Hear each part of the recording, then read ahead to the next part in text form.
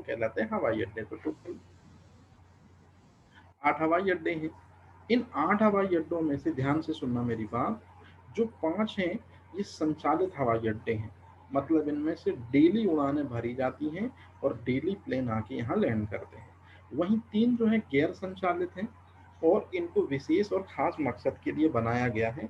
यदि आप बहुत अच्छे तरीके से देख पा रहे हो तो आप समझ भी जाओगे। सतना सीमेंट फैक्ट्री है, खंडवा निश्चित रूप में, और फिर उसके बाद पन्ना बायोस्फीयर रिजर्व बनाया है। तो बड़े बड़े लोग जब आएंगे तो निश्चित रूप में यहाँ पर क्या बनाने पड़ेंगे, हवाई पट्टी बनानी पड़ेगी। तो ये 3 अभी गैर संचालित है, परंतु जो संचालित हैं वो है भोपाल। अच्छा, भोपाल में भी जो हवाई अड्डा है वो राजा भोज के नाम पर है। आप में से कोई मेरे को बताओ, राजा भोज किस वंश के प्रतापी राजा हैं? परमार वंश। परमार। ठीक है। इंदौर जो है वो जिनको समर्पित है हवाई अड्डा, ये कम से कम नहीं है तो ये क्वेश्चन 20 बार पूछा गया है कि इंदौर हवाई अड्डा किन को समर्पित है। तो कभी ये नाम देता है जिन्होंने अपने बेटे को प्राण दंड दिया है। याद रखना, ऐसे ही नहीं ये लेडी हीरो बन गई है, देवी अहिल्याबाई, इन्होंने अपने बेटे को भी प्राण दंड दिया था। और ये किस वंश की रानी है? होलकर वंश की रानी है। और होलकर वंश किसके अंतर्गत आता है? याद रखना, मराठा साम्राज्य के अंतर्गत आता है होलकर वंश। मैंने आपको एमपी में शुरू में ये चीज बड़े डिटेल में बताई थी। अच्छा, अब यदि मैं आपसे पूछूं कि जो तीसरा है मध्य प्रदेश, अच्छा समझना, इंदौर से 2-3 क्वेश्चन आजकल पूछे जाने लगे हैं। तो सबसे पहले इंदौर हवाई अड्डे का नाम देवी अहिल्याबाई के नाम पर है, ये होलकर वंश की रानी है।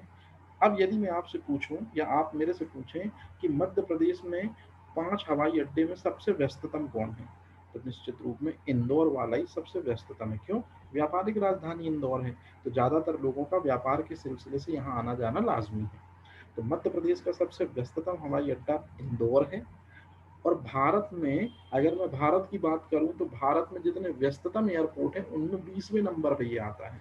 तो ये अगला क्वेश्चन हो गया कि मध्य प्रदेश में नंबर 1 पे व्यस्ततम है और भारत में 20वें नंबर पे ये बहुत ज्यादा हैवी की श्रेणी में होगा।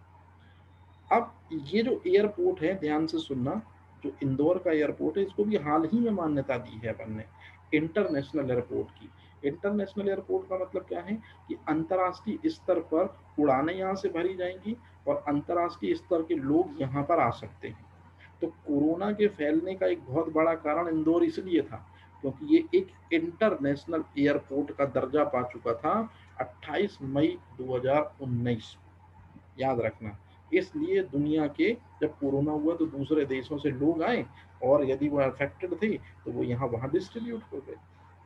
यदि मैं आपसे पूछूं कि पहली उड़ान कब भरी गई है, तो मई के बाद निश्चित रूप में क्या होगा, जून एंड जुलाई। 2 महीने बाद 15 जुलाई को पहली उड़ान इंदौर से भरी गई थी दुबई के लिए। मतलब इंदौर इंटरनेशनल एयरपोर्ट है, याद रखना। जबलपुर भी दरअसल में, जबलपुर में एक जगह है डुमना और ये रानी दुर्गावती के नाम पर इसको कर दिया गया है। कोई मुझे बताएगा रानी दुर्गावती किस वंश की है? ठीक है। ग्वालियर जो है बताने की जरूरत नहीं है किसी को, विजय राजे सिंधिया जो है हवाई अड्डा ये इन्हीं के नाम पर है। और खजुराहो जो है महाराजा छत्रसाल एयरपोर्ट के नाम पर है, क्योंकि बुंदेलखंड को बनाने में इनका भी बहुत बड़ा हाथ है शिवाजी की डेथ के बाद। ये मैंने आपको समझाया भी था। तो ये 5 हवाई अड्डों को किन किन नामों से जाना जाता है पहले तो आप ये याद कर लेना, क्योंकि आपसे ये पूछा जाता है। अब आता मोस्ट इंपॉर्टेंट चीज, क्वेश्चन आपसे पूछा जाएगा अंतरराष्ट्रीय सेवा से कौन सा हवाई अड्डा जुड़ा है। तो याद रखना, अंतरराष्ट्रीय सेवा से खजुराहो जुड़ा है, इंदौर जुड़ा है और भोपाल जुड़ा है। शायद आपको ये साफ साफ समझ में आ रहा होगा क्योंकि ये इंटरनेशनल विरासत का स्थल है, इसी वजह से यहाँ पर आते हैं।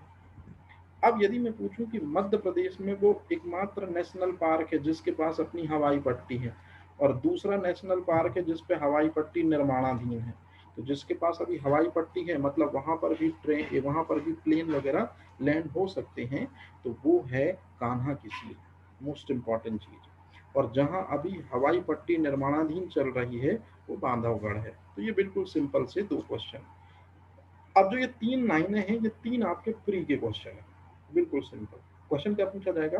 क्वेश्चन पूछा जाएगा सुरक्षा बलों की हवाई पट्टियां कौन सी हैं। मतलब जो बीएसएफ के जवान हैं, आईटीबीपी के जवान हैं, सीमा सुरक्षा बल के जो जवान हैं, उनके लिए अलग से हवाई पट्टियां बनाई गई हैं।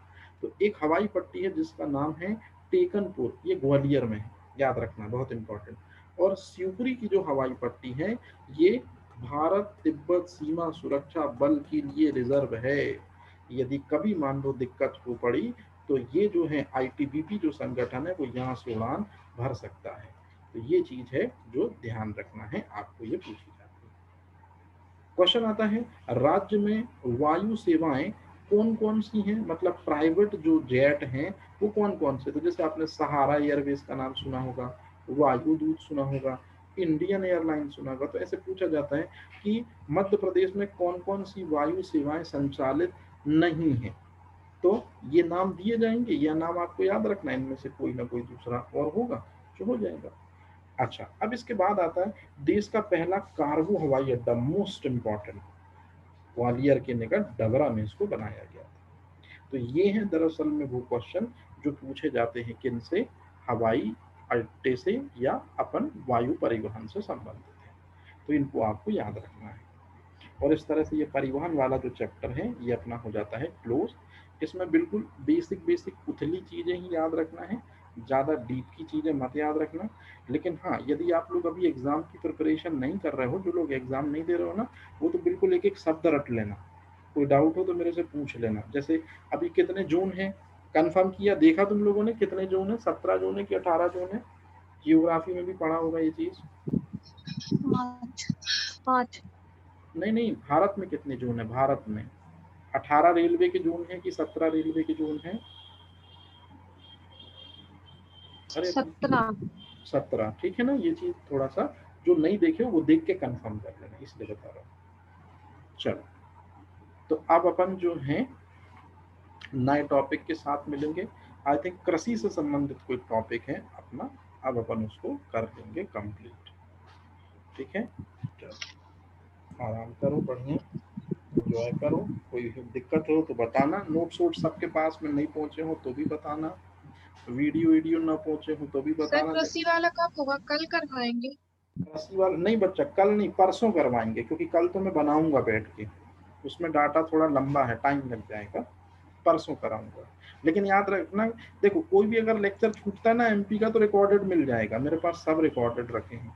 अगर भविष्य में कभी मांगोगे कि सर मेरा वो चीज छूट गई है, लेकिन याद रखना डेट बताना मेरे को कि सर 17 तारीख की एमपी छूटी है, 15 तारीख की एमपी छूटी है, तो मैं दिल दे दूंगा फटाक से। लेकिन यदि आप लोग बोलोगे सर वन वाला दे दो, तो फिर मुझे क्या ढूंढना पड़ता, तो मुझे टाइम लगता है। तो यदि किसी का कोई लेक्चर यदि छूटता है एमपी से संबंधित, तो आप एक डेट बस बता देना, तो मैं तत्काल निकाल दूंगा।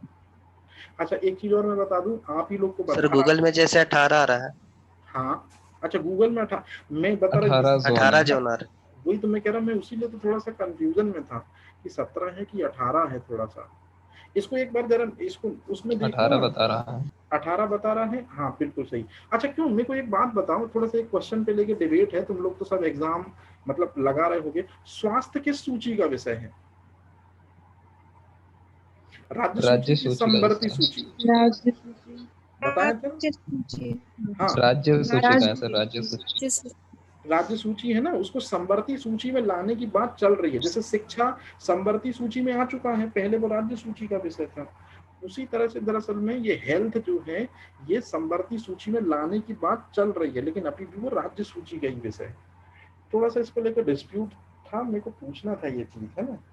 चल, बाकी किसी को कोई भी दिक्कत हो तो बिल्कुल फ़ोन में बात कर सकता है। और मैं थोड़ा सा माफ़ी चाहता हूँ, आपको भी पता है कि मैं दरअसल में कहाँ बिजी हो गया हूँ, जिस वजह से टाइम नहीं दे पा रहा।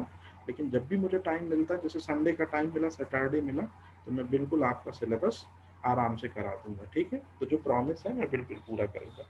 हिस्ट्री चलेगी, मैं जब भी टाइम मिलेगा मैं आपको एक दिन पहले ही इत्तला कर दूंगा कि आपकी हिस्ट्री इतने इतने समय होगी, तो प्लीज़, है ना। बाकी आप अपने स्तर पर पढ़ते रहो, कुछ पूछना है तो बिल्कुल पूछ सकते हैं। चलो, अब मैं लेता हूँ विराम, आप लोग आराम से अपनी पढ़ाई लिखाई करो। कोई कुछ कह रहा है? चलो ठीक है।